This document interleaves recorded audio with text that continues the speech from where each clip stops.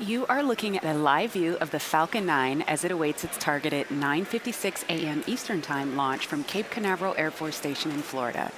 Good morning. It's November 11th here at SpaceX headquarters in Hawthorne, California. My name is Lauren Lyons, and I'm an engineer on the Starlink team here at SpaceX. In honor of Veterans Day, we would like to take a moment to express our deepest gratitude to all our veterans at SpaceX and to those across the country who have served. Thank you for all that you've done and all that you continue to do. Every launch is an exciting launch, but today's launch represents some particularly notable milestones for SpaceX. First, today's launch will be the first time we're reflying a Falcon 9 booster for the fourth time. This booster previously flew on Iridium 7, Salcom 1A, and PSN 6. Following today's flight, we'll be attempting to recover it for a fourth time on our drone ship, Of Course I Still Love You, out in the Atlantic Ocean. Second, this is the first time we'll be flying a recovered fairing. This fairing previously flew on the Falcon Heavy Arabsat mission earlier this year. And last but not least, of course, we'll be launching another 60 Starlink satellites to orbit. These 60 new satellites will make Starlink one of, if not the largest satellite constellation to date. We'll talk more about these new satellites later on in the webcast. Lots of exciting stuff going on for today's mission, but let's take a closer look at Falcon 9 on the pad. Right now, we are looking at a live view of Falcon 9, our 70-meter, two-stage, liquid-fueled launch vehicle. The bottom two-thirds of the vehicle is the first stage, and this is what accelerates the vehicle through the Earth's atmosphere to the edge of space with the help of 9 Merlin engines. Today, we're going to be flying this first stage for a fourth time and also attempting its fourth recovery on our drone ship, Of Course I Still Love You, which is currently stationed about 340 nautical miles northeast of the Cape, off the coast of Charleston, South Carolina. Above the first stage is the second stage, which has a single Merlin vacuum or MVAC engine, and that engine ignites after the first stage separates. The second stage is what will carry the Starlink satellites to an altitude of 280 kilometers above the Earth's surface. And from there, over the course of the next few weeks, the satellites will use their onboard Krypton propulsion system to move up to their operational altitude of 550 kilometers. Now, the stack of those 60 Starlink satellites is safely tucked away inside the 17-foot diameter payload fairing, which is that part at the very top. Once we reach the vacuum of space, we will jettison the fairing as the second stage continues on its journey to orbit. And as I mentioned earlier, we are flying our very first reuse fairing, which is super cool because this is the first time anyone that we're aware of has ever attempted to refly a fairing. And for those of you who follow us, you know we've been working towards this milestone for a while, so we're super excited to finally try it. Now, we're not going to attempt to catch the fairing halves today as originally planned because the team had some concerns about stress to the ships in high seas prior to launch, but we're planning to retrieve the halves once they splash down in the ocean. So again, there's lots of activity today, so let's check in with Jessie for a status update. My name is Jessie Anderson, and I'm a lead manufacturing engineer here at SpaceX. All is looking good for an on-time launch of today's exciting Starlink mission. Falcon 9 rolled out to the pad with the payload last night and went vertical this morning. The chief engineer held a technical poll at T-minus 1 hour, and the launch director held a propellant load and launch go-no-go poll at T-minus 38 minutes. Falcon 9 has been loading propellant since T-minus 35 minutes, and currently our rocket-grade kerosene, or what we call RP-1, is nearly fully loaded on the first stage, and the second stage is already fully loaded. Liquid oxygen loading is currently underway on both stages. At T-minus 7 minutes, engine chill will begin. This is where we allow a small amount of the super chilled liquid oxygen to flow into the Merlin engine turbo pumps prior to the full flow of liquid oxygen into the vehicle to avoid any shocks to the system. Finally, at T-minus 4.5 minutes, the transporter erector will retract away from the rocket slightly, and that'll provide clearance for Falcon 9 to lift off of the launch pad. As for the spacecraft, the Starlink satellites remain powered down until just after separation from the second stage, which will occur roughly an hour after liftoff. If you watched our first satellite launch, then you may recall that the Starlink satellites are stacked flat on top of each other and then are released simultaneously during payload deploy, followed by orbit raising. Prior to orbit raise, SpaceX engineers will conduct data reviews to ensure the Starlink satellites are operating as intended. As we noted prior to the launch, we're keeping an eye on one of the satellites that may not orbit raise. If for any reason a satellite is not performing as expected, SpaceX will deorbit the spacecraft. The components of each satellite are fully demisable and are expected to quickly burn up in the Earth's atmosphere, a measure that exceeds all current safety standards. Once the health checkouts are complete, the satellites will then use their onboard ion thrusters, powered by krypton, to propel themselves to an altitude of 350 kilometers. Now let's take a look at the weather. And it looks like we have some great weather this morning over there in Cape Canaveral. There's a very small chance of showers and some clouds with only a 20% chance of launch violation. So we will continue to monitor this all the way down to T-0 to ensure that the weather remains good for launch, but it's looking great over there. The Air Force range is prepared to support today's mission. Waters are clear of any ships and the range continues to ensure the safety of our launch.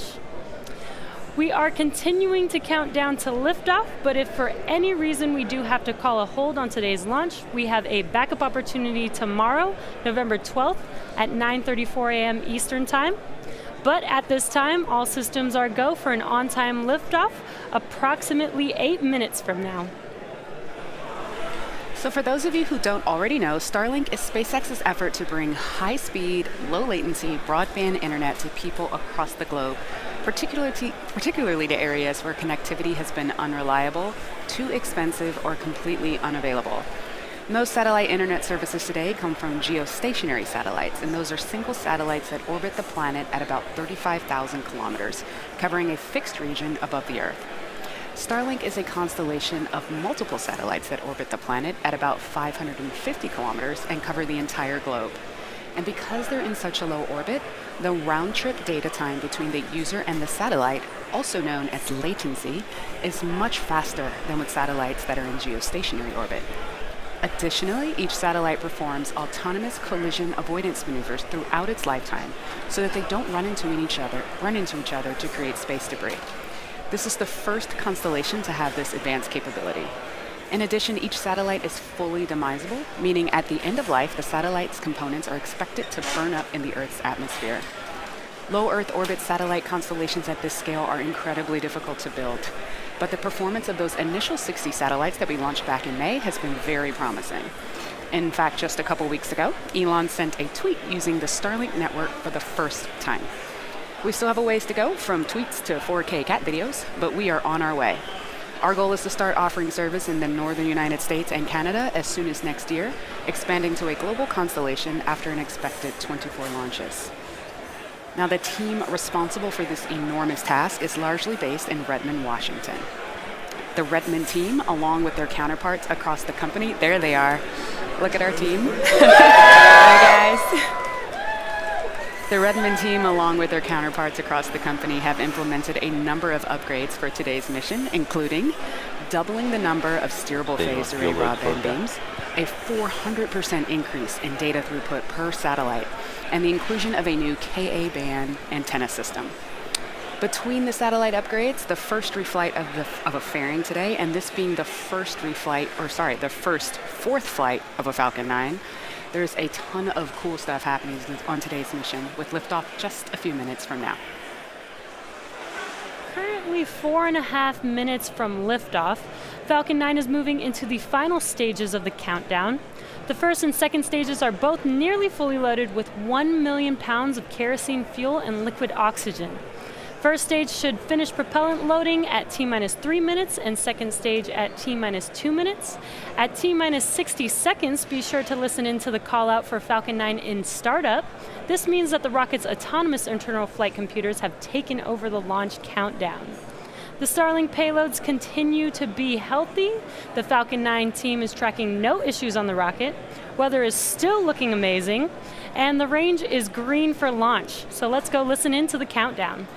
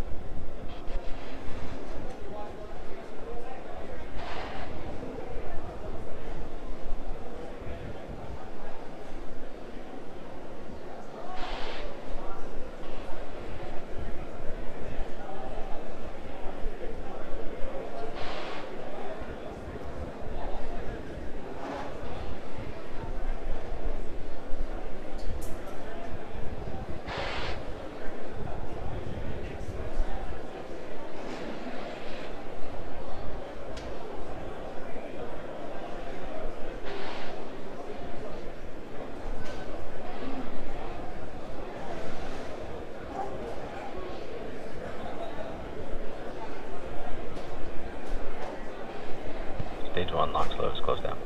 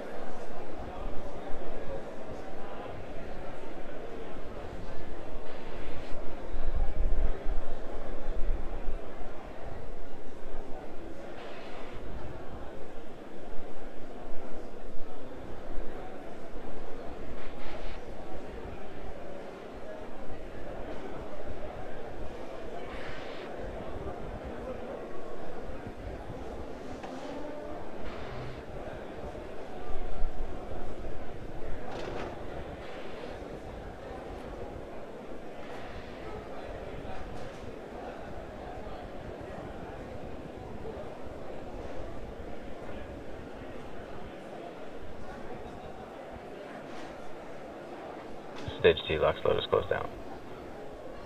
Vehicle's on internal power.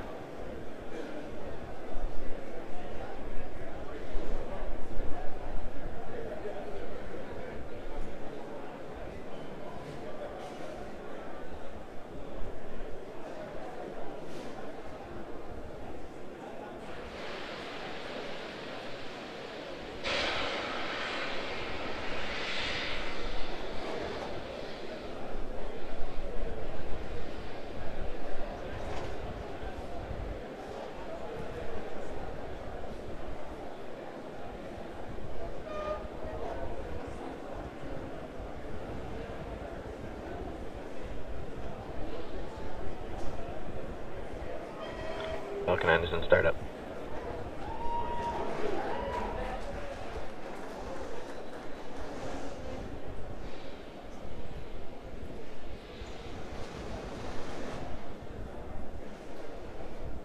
LD is go for launch.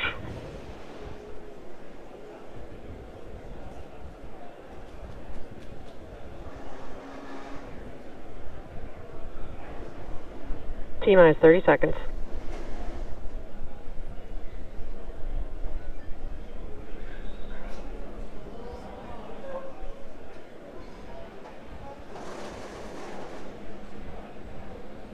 T-minus 15 seconds. 10, 9, 8, 7, 6, 5, 4, 3, 2, 1, 0. Ignition, liftoff. With gratitude to our veterans today and always, go USA!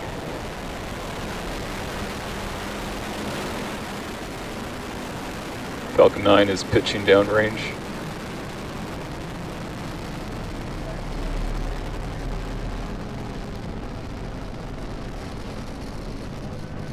Stage 1 prop is nominal.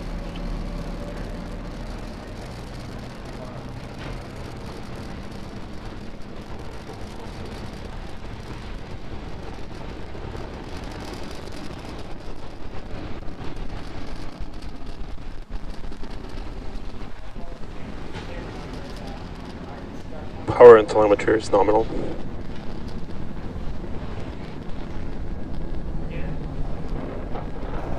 We are T plus 55 seconds into launch, and we've had a on-time liftoff and a beautiful view of the Falcon 9 vehicle making its way to orbit. We are coming up in about 10 seconds here on max Q. That is the maximum aerodynamic pressure that the vehicle will see during ascent. We should be able to hear that call out. Vehicle's experiencing maximum aerodynamic pressure. And there's that call out for max Q.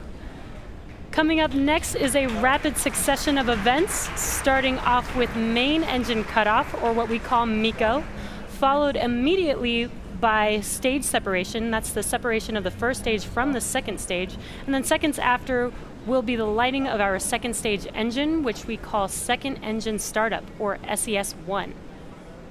That is coming up here in about 45 seconds. NVAC engine chill. And we've got a great view this morning with some pretty clear blue skies, the Earth in the background.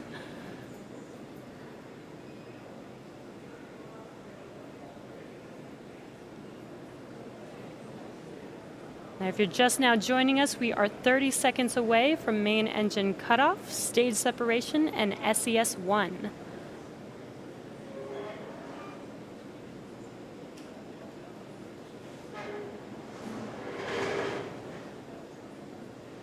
What you see on your screen, you should be able to see the stages separate. About 10 seconds here.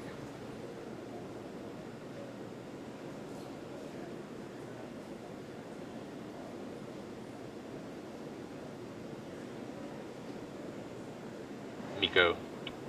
Stage separation confirmed.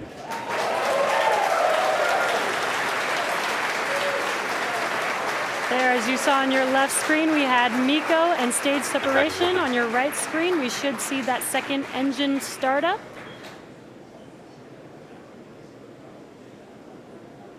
And there's that second stage engine glowing bright red. Coming up next in about 30 seconds is fairing deployment. Now, a reminder, this fairing is being flown for a second time, which is a first in SpaceX history.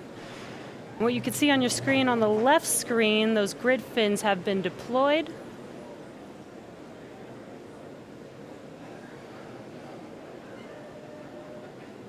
And there is our fairing Separation deployment. confirmed. This is the first reflight of our fairing, so such an exciting mission this morning already.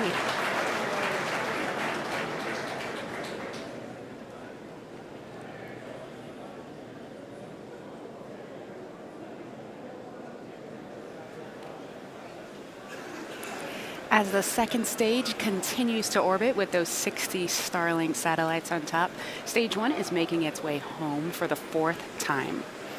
Now, stage 1 is going to execute 2 burns before hopefully it's standing there on our drone ship. The first one will be the entry burn, which occurs at about T plus 6 minutes and 23 seconds, so a little over 2 minutes from now. That's where we're going to relight 3 of those Merlin engines and slow the vehicle down such that it can safely re-enter the atmosphere.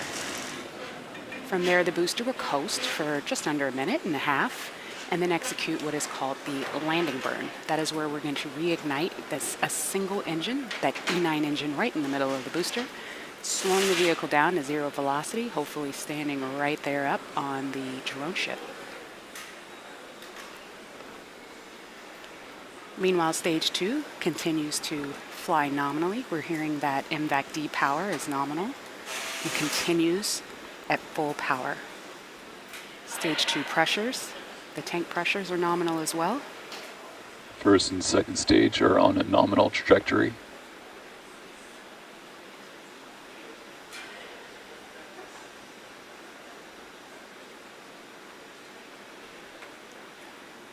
We're just over a minute away from that entry burn.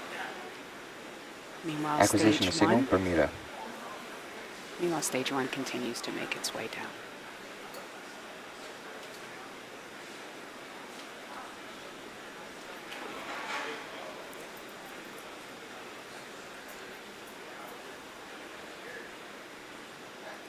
That MVAC engine is powering that second stage of those satellites with 250,000 pounds of thrust.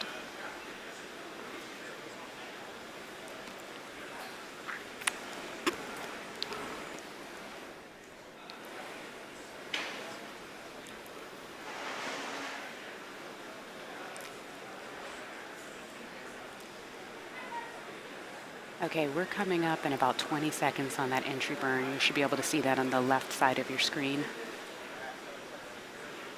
Meanwhile, stage 2 continues to burn nominally. Stage 1 FTS is saved.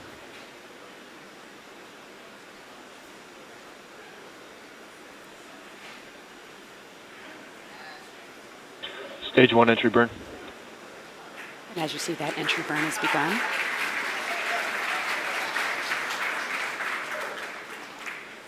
Should go for another 5 seconds or so.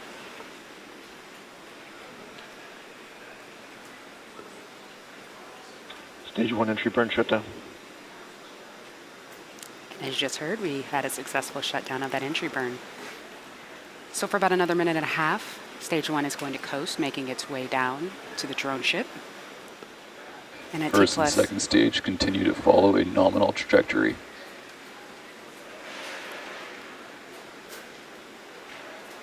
And in just under a minute, that landing burn should start.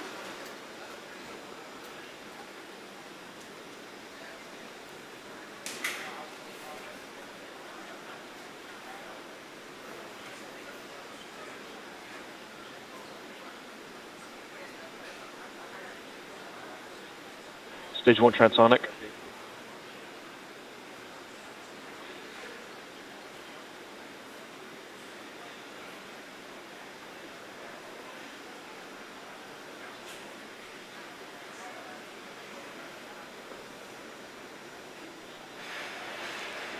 Everything continues to be nominal on stage 2. And in just under 10 seconds, that landing burn should start. Hopefully we'll get some nice on-vehicle video. Stage 1 landing burn. We don't have that video just yet, but that landing burn has started. Second stage has entered terminal guidance.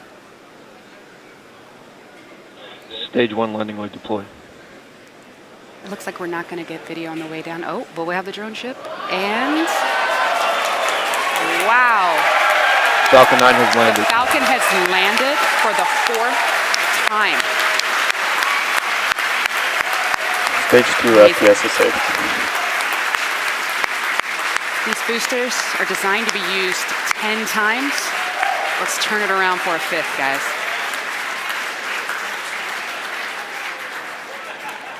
Wow. 4th landing. That is super cool.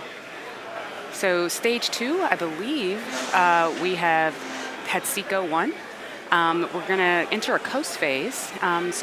Before we do that, we're going to take a quick break. Sorry, it's very exciting over here. As we leave, we're going to have an animation that shows you where we are in the coast phase. But we're going to be back here at T plus 44 minutes. All right, we'll be back at T plus 44 minutes for a second stage relight, followed up by payload deploy. So come on back.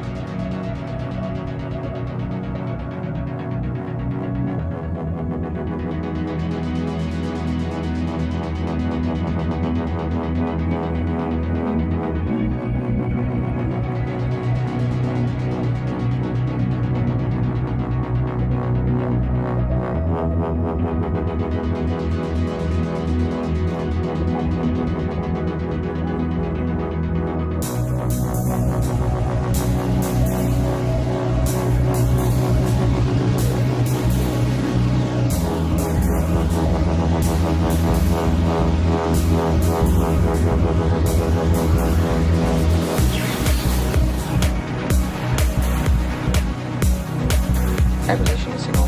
Confirm.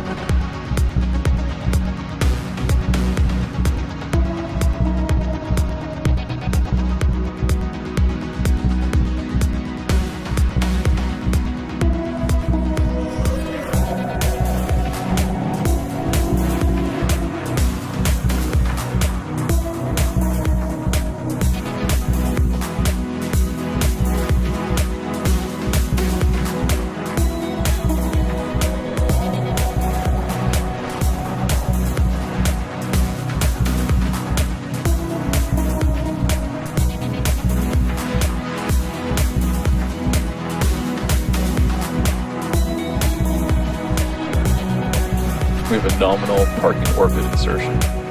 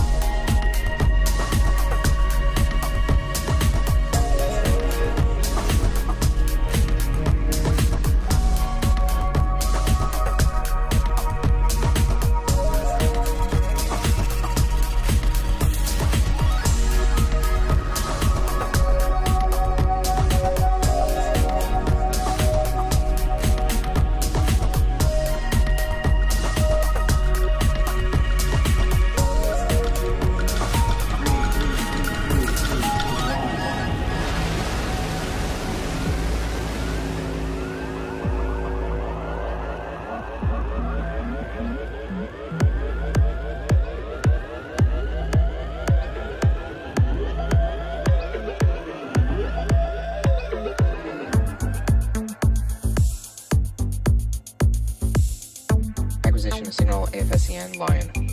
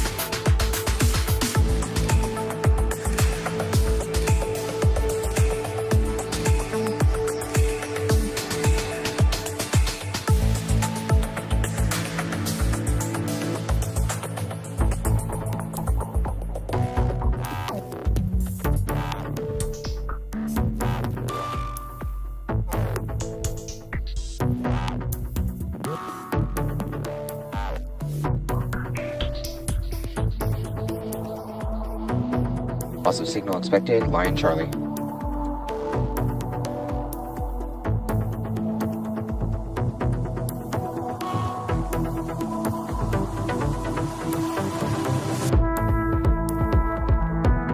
Loss of signal expected, Goonyelly.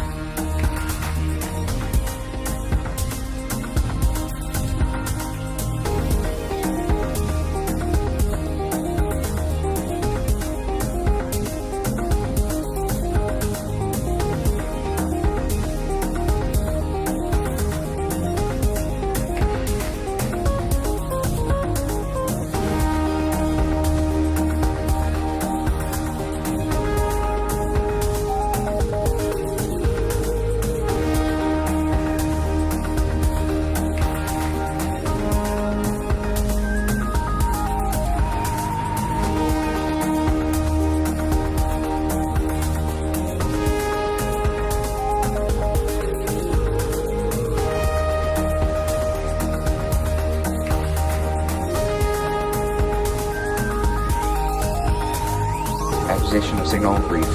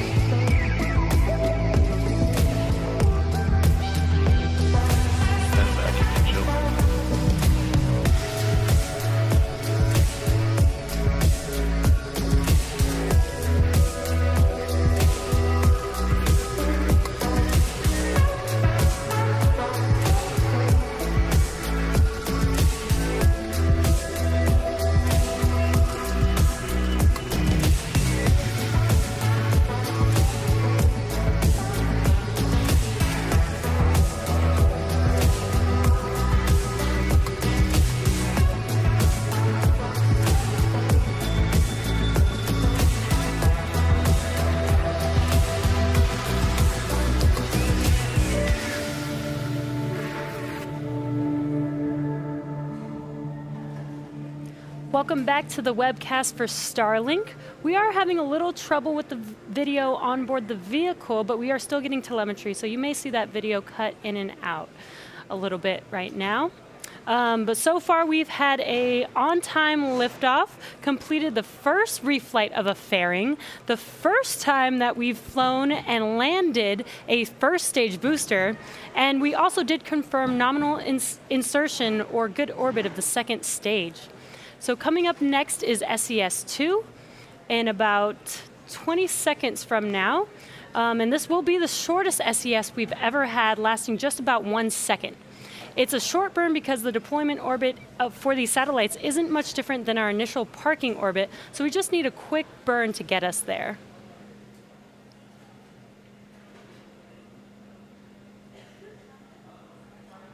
Waiting for that SES-2 and SECO-2.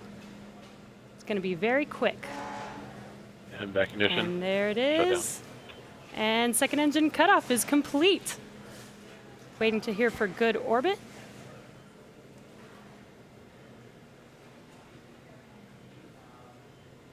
Should hear that call out in a few seconds. Nominal orbit insertion for satellite deploy. And there is the confirmation of good orbit. Now that we're in a good orbit, we'll be coasting for the next 15 minutes or so. So we will be back around T+1 hour for the exciting payload deployment of our Starlink satellites.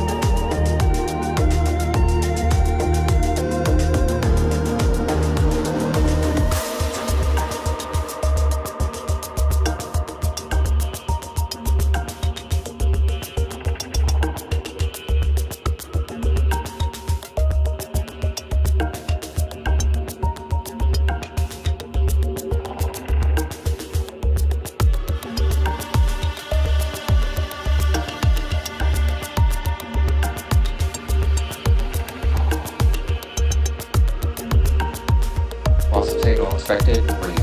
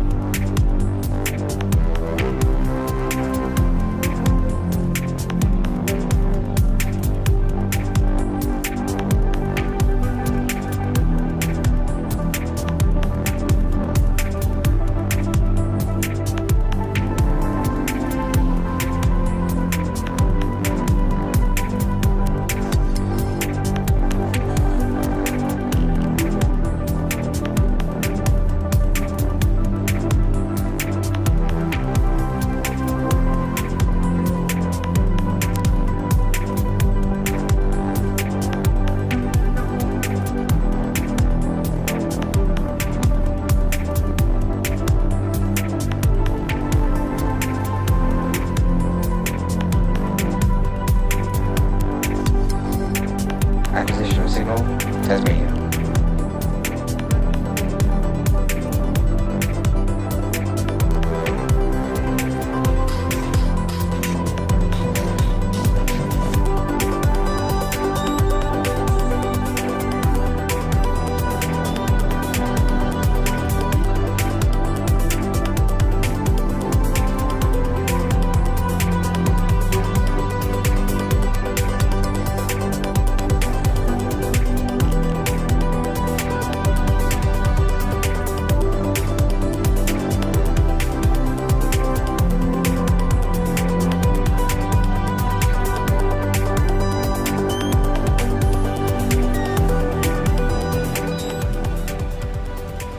Welcome back to the webcast for Starlink. We are getting very close to deployment of those 60 Starlink satellites. Now, after deployment, the satellites will appear to be kind of clumped together, but that's totally normal. As you can probably imagine, 60 separate separation systems is super inefficient. It adds mass, it adds complexity, and therefore it adds cost. Instead, we deploy them all at once, allowing them to slowly disperse from one another, and to do so without the use of complex mechanisms. They might even bump into one another, which, if that happens, is totally okay. The satellites were designed with this possibility in mind.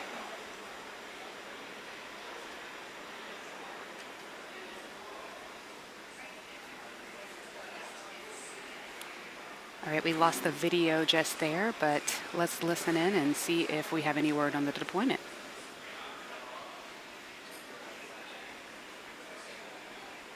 Starlink tension rod release confirmed. And as you just heard, we have confirmation that the tension rods have been released. Let's see if we can get some video of that. That would be really awesome. There we go. Now, as they make their way off, next they'll start to slowly drift apart and then deploy their singular solar array pointed at the sun to begin charging their batteries. And over the course of the coming weeks, the satellites will use their onboard ion propulsion systems to raise their orbit to 550 kilometers, align into their orbital planes, and properly space themselves out to providing internet coverage on Earth. And with that, that brings us to the end of our webcast for today. So to recap, we had a successful fourth launch of a booster and a successful landing of that same booster. We reflew a fairing successfully for the first time. Both of those things are pretty cool, but also cool, you just saw we deployed 60 more Starlink satellites. This puts us one step closer to being able to offer Starlink internet service to customers across the globe, including people in rural and hard-to-reach places who have struggled for access to high-speed internet. Thank you to the 45th Space Wing for range safety, the FAA for licensing today's launch, as well as the FCC for licensing our first operational Starlink satellites. We'd like to thank all of our viewers for tuning in, and again, our deepest gratitude to all of our veterans, both here at SpaceX and across the country. Follow our website and social media platforms for updates on our next missions and milestones. And until next time, I hope you all have a great morning just like we did.